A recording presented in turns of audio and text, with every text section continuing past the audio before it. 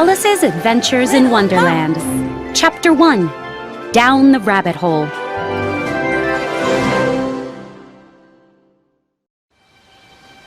On a golden summer afternoon, Alice sat by the river. Her older sister Charlotte sat beside her, happily reading a book. Feeling bored, Alice glanced at her sister's book. "What's the point of a book without pictures?" Alice asked. Charlotte was too busy reading to reply. Alice gave a tired sigh and thought about making a daisy chain. However, that would require getting up to pick the daisies. And the hot day was making Alice feel very tired and lazy. Suddenly, a rabbit ran past the two girls. He was white and wore a colorful vest. "Oh dear, oh dear," he cried. "I'm going to be late." Alice was so sleepy that she didn't think a talking animal was strange. But then the white rabbit pulled a watch from his vest pocket. Rabbits don't wear vests. Alice said to herself. And they certainly don't carry watches. Alice jumped up and ran after the white rabbit.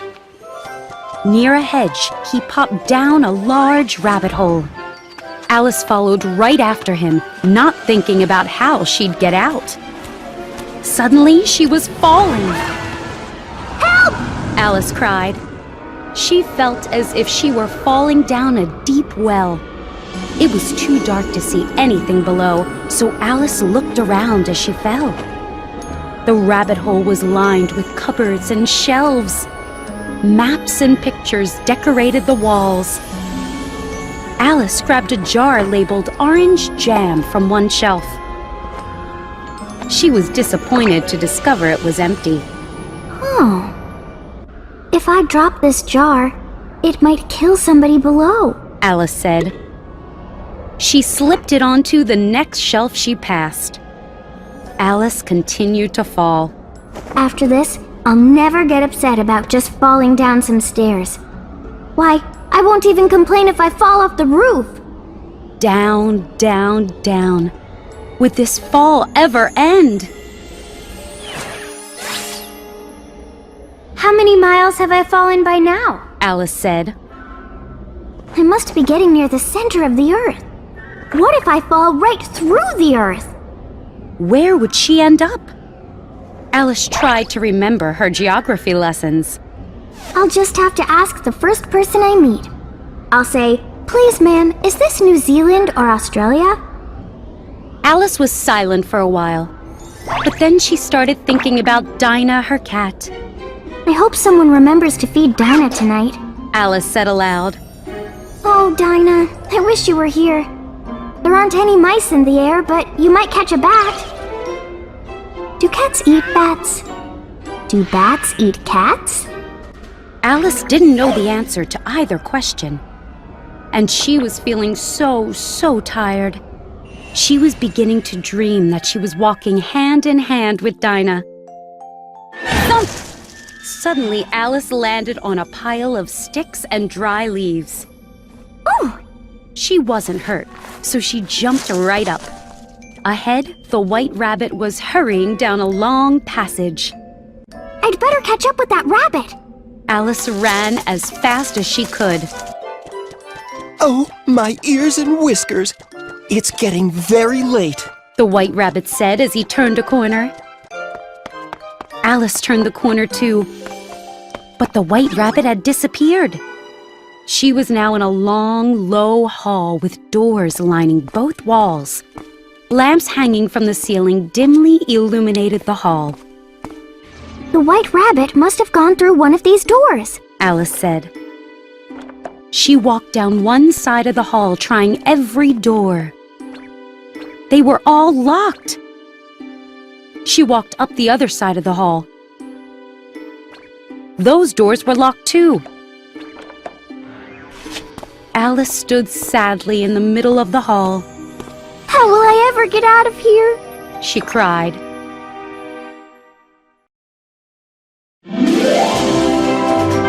Alice's Adventures in Wonderland, Chapter 2: A Strange Drink.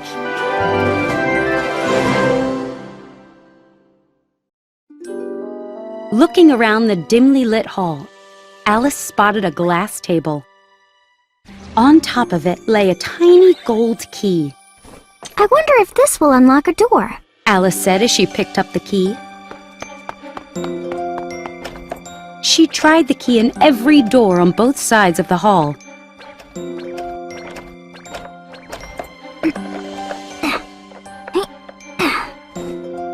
It was too small, but Alice didn't give up. She tried again, and this time she discovered a small curtain. This wasn't here before. Alice said, pulling aside the curtain. Behind it was a door about 15 inches high, and the tiny gold key fit perfectly. Alice opened the door and knelt down. She peered through a small passage to a beautiful garden. Wow! That's the loveliest garden I've ever seen, she said. Look at those flowers and that fountain. Alice wanted to wander through the garden, but she was too big. She wished she could make herself small enough to fit through the door. I'm sure I could, if only I knew how to begin, she said. So many strange things had already happened that nothing seemed impossible anymore. There is no point in waiting by the little door, Alice thought. She headed back to the table. Maybe there will be another key, or instructions for shrinking myself, Alice said. Instead, she found a bottle which had definitely not been there before. Tied around its neck was a paper label. "Drink me," it said in large, beautiful letters. I'm not going to drink some strange liquid, Alice said. That could be poison. Alice examined the label carefully, but there was no mention of poison. So she decided to take a sip. That's delicious. Alice licked her lips. It's like a mixture of cherry tart, pineapple, roast turkey, and buttered toast. Alice liked the liquid so much that she soon finished the whole bottle. And then something strange began to happen. What an odd feeling. Alice looked around her. I seem to be shrinking.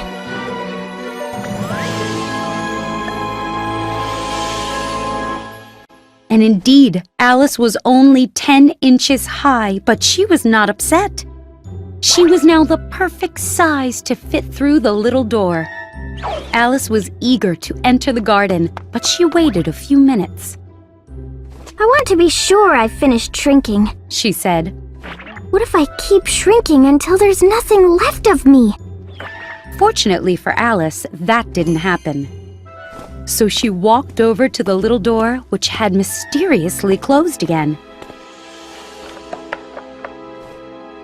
Alice reached in her pocket for the key. Oh no! I left the key on the table! Alice raced back to the table. She could see the key quite clearly through the glass, but there was no way she could reach it. Trying to climb one of the glass legs, Alice slid back to the floor. The leg was so slippery. Still, she kept trying until she was exhausted. Alice sat down and cried, but that only lasted for a minute. Crying won't help you, Alice said to herself. She wiped her eyes. Now there was a glass box under the table.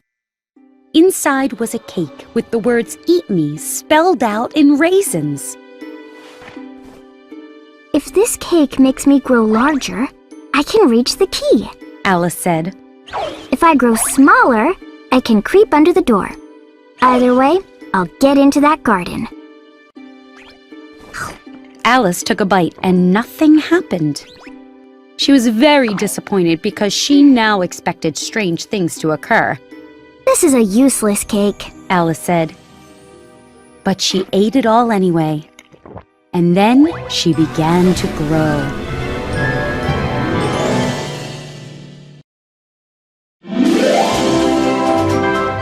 Alice's Adventures in Wonderland, Chapter 3, The Pool of Tears.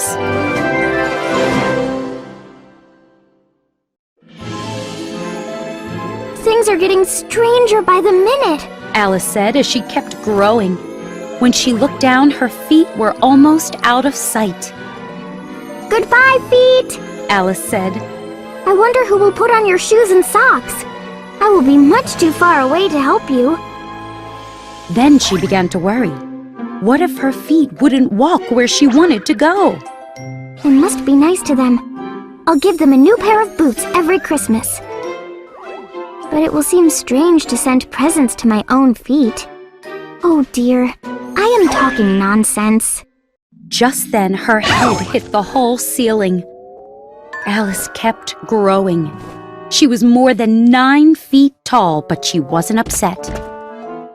Now she was big enough to reach the gold key on the glass table. Alice picked up the key and hurried to the garden door.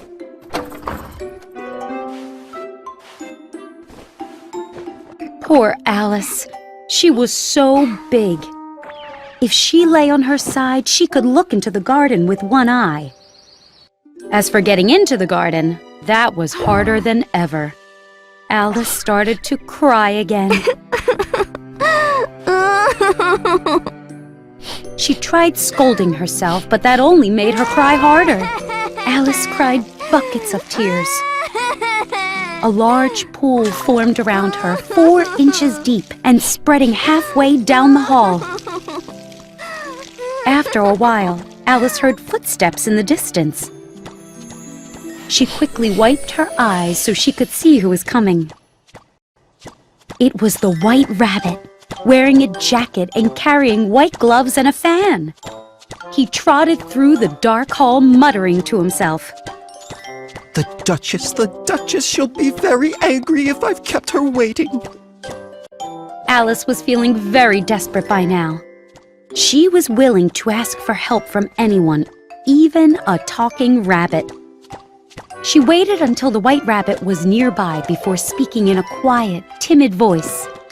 Please, sir.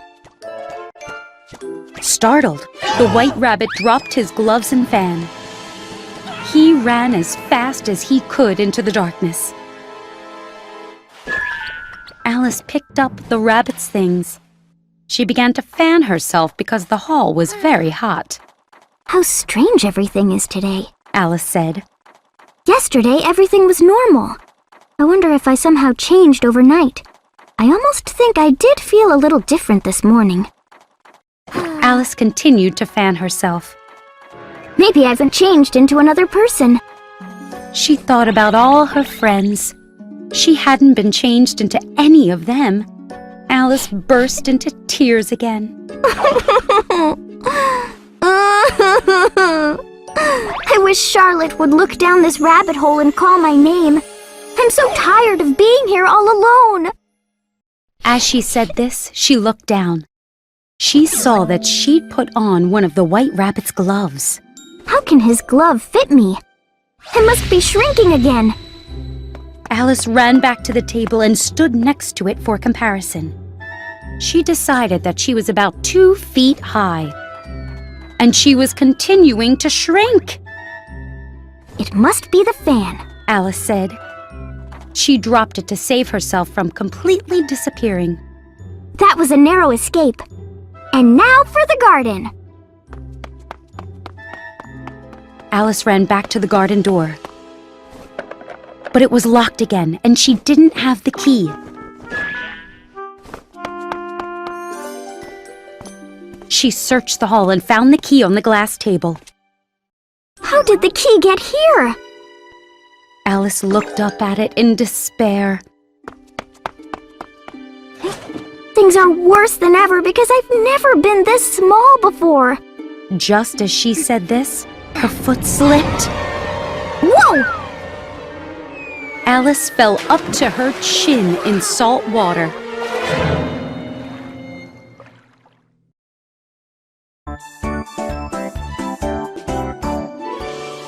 little fox.